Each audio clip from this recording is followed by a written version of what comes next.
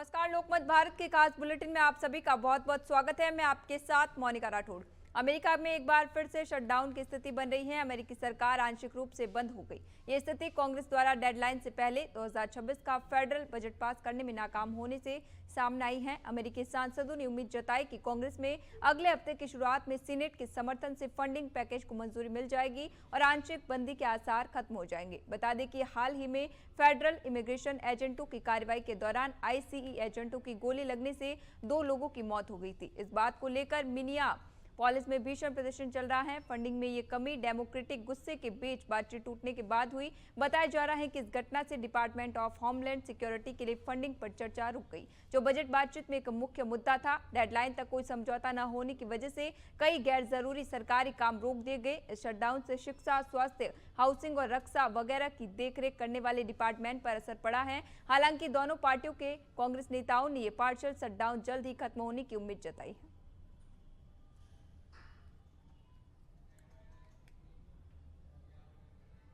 America Iran की ओर पहले से ज्यादा बड़ा नौसैनिक बेड़ा भेज रहा है। हालांकि वाशिंगटन बातचीत के जरिए समझौता चाहता है, लेकिन अगर बात नहीं बनी तो दूसरे रास्तों के लिए भी तैयार है। अमेरिका के राष्ट्रपति डोनाल्ड ट्रंप ने कहा है कि यह तैनाती अमेरिका की उस नौसैनिक मौजूदगी से भी बड़ी होगी जो पहले वेनेजुएला के पास थी। ट्रंप ने कहा कि हम अब ईरान की ओर ज्यादा संख्या में जहाज भेज रहे हैं। उम्मीद है कि समझौता हो जाएगा। ट्रंप ने कहा कि उनका ईरान से सीधे संपर्क हुआ है। अमेरिका बातचीत से हल निकालना चाहता है, लेकिन हालात बिगड़ने की संभावना को भी नकारा नहीं। ट्रंप बोले ने कहा कि अगर ये समझौता हो गया तो अच्छा है, अगर नहीं हुआ तो आगे देखा जाएगा।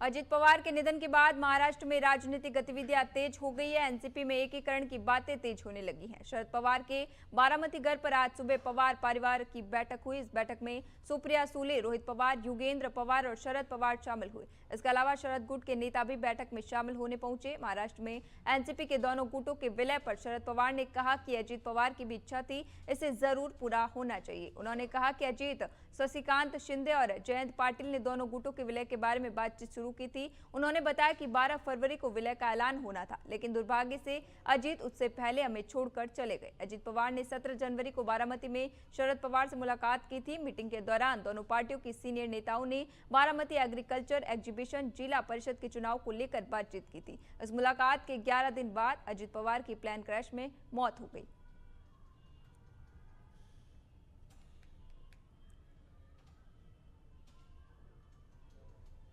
पश्चिम बंगाल में चुनाव नजदीक आने के साथ ही गहमा गहमी तेज हो गई है। केंद्रीय गृह मंत्री अमित शाह ने एक बड़ी जनसभा में मुख्यमंत्री ममता बनर्जी और उनकी सरकार पर तीखा हमला बोला। उन्होंने कहा कि पश्चिम बंगाल में अब तृणमूल कांग्रेस की विदाई तय है और साल 2026 राज्य की राजनीति में बड़ा बदलाव लेकर आएगा। अमित शाह ने कहा कि इस बार बंगाल में सरकार बनाना सिर्फ पश्चिम बंगाल के लिए ही नहीं बल्कि पूरे देश की सुरक्षा के लिए जरूरी हो गया है। अमित शाह ने आरोप लगाया कि ममता बनर्जी की सरकार ने जानबूझकर सीमा सुरक्षा को कमजोर किया। अमित शाह ने कहा कि ममता बनर्जी माटी और मानुष का नारा देकर सत्ता में आई थी, लेकिन आज महिलाएं असुरक्षित हैं, जमीन पर घुसपैठियों का कब्जा है और आम लोग तृणमूल सिंडिकेट से परेशान हैं। अगर माटी, मानुष और मातृभूमि की रक्षा करनी है तो वंदे मातरम का सम्मान करने वाली भारतीय जनता पार्टी की सरकार बनानी होगी।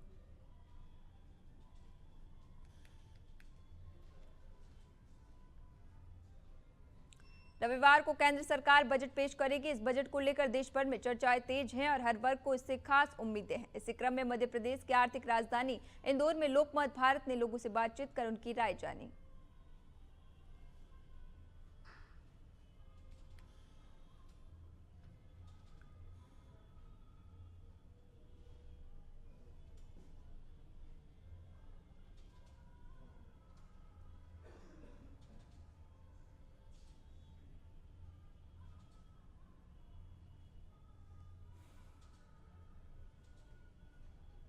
उमरिया जिले में किसानों को शासकीय योजनाओं की जानकारी देने के लिए किसान कल्याण रैली का आयोजन किया गया। रैली को विधायक शिव नारायण सिंह और सीओ जिला पंचायत अभय सिंह ने हरी झंडी दिखाकर रवाना किया। रैली में काफी संख्या में किसानों ने हिस्सा लिया।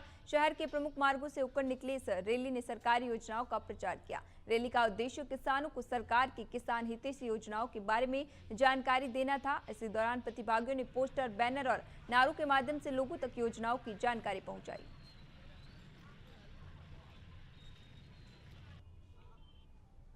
वर्ष 2026 को किसान कल्याण पर्व मनाने के रूप के लिए शासन निर्देश दिया गया है। इसी तारतम्य में हमने एक बाइक रैली निकाली है। इस रैली के माध्यम से किसानों के बीच जागरूकता एवं सकारात्मक का वातावरण किसानों के बीच में पैदा हो और जो योजनाएं शासन की ओर से चलाई जा रही हैं उन योजनाओं का किसानों तक पहुंचे। ये सभी योजनाओं का हमने एक बैनर, पोस्टर बनाया और उसके माध्यम से बाइक रैली में रख करके और किसानों के बीच हमने शहर भ्रमण के द्वारा किया। नरेंद्र मोदी जी की सरकार का बजट हमेशा देश को आगे ले जाने के लिए आता है और उन्हीं के इन प्रयासों से भारत अभी दुनिया की चौथी आर्थिक। भोपाल में महज 1,500 रुपए के लिए 2 युवकों का अपहरण की घटना सामने आई है। इस वारदात को 4 बदमाशों ने अंजाम दिया। उन्होंने मात्र 1,500 रुपए के लिए 2 युवकों का अपहरण किया। लूटों के पैसे नहीं देने पर कार में आए बदमाशों ने अभय चौहान और उसका साथी विकी प्रजापति का अपहरण किया। पीड़ित ने बताया, MP नगर जॉन 2 से उनका अपहरण कर बदमाश कोलार लेकर गए और वहां उनके साथ मारपीट की। अपहरण करने के बाद बदमाशों ने 25,000 रुपए की मांग की थी। मामला MP नगर थाना क्षेत्र का है। पुलिस ने चारों आरोपियों को गिरफ्तार कर लिया है।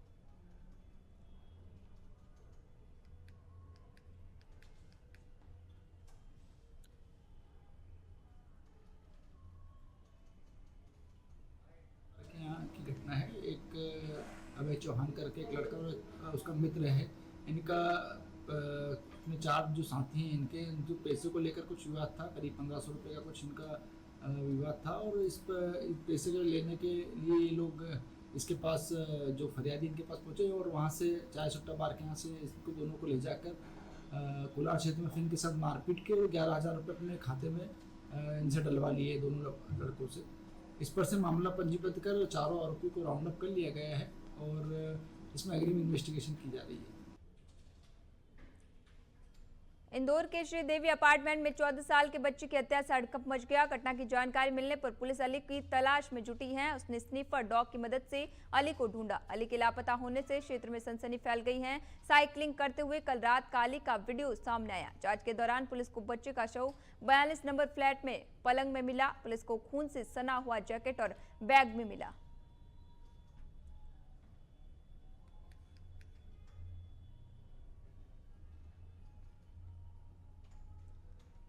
मुरैना के सिविल लाइन थाना क्षेत्र के अंतर्गत आने वाले जोरी इलाके के कुशवाहा कॉलोनी में लकड़ी फाड़ते समय अचानक विस्फोट हो गया। इस हादसे में एक व्यक्ति की मौत हो गई। हादसे के समय वह लकड़ी फाड़ रहा था। इसी दौरान लकड़ी के अंदर मौजूद अज्ञात विस्फोटक में धमाका हो गया। धमाका इतना तेज था कि आसपास के लोगों को भी ये सुनाई दिया और घर का सामान भी क्षतिग्रस्त हो गया। सिविल लाइन थाना पुलिस मामले की जाँच कर रही है।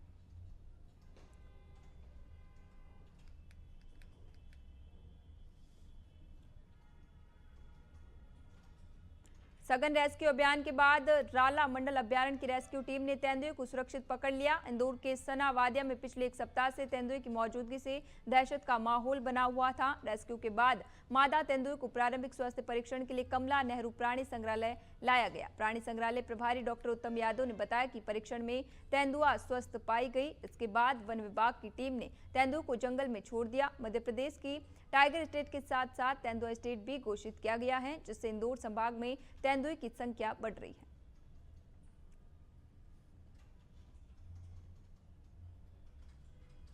और कुछ एनिमल्स को भी किल किया था ऐसा बताया जा रहा है, लेकिन जनहानि नहीं की थी। और लेकिन लोगों में डर जरूर था। इसी कारण वन विभाग ने अपना एनक्लोजर जो ट्रैप केस था वो लगाया था और 8 दिन से इंतजार किया उन्होंने और पिछली रात को वो एनक्लोजर के अंदर ट्रैप हुआ है। उसको पकड़ के लेके यहाँ पर इंदौर जू में लेके आए थे उसका फिजिकल एग्जामिनेशन कराने के लिए। तो मैंने उसका पूरा चेकअप किया है। मादा तेंदुआ है और करीब 5 साल के आसपास। अभी के लिए खबरों में इतना ही। बने रहिए लोकमत भारत के साथ, साथ सच का।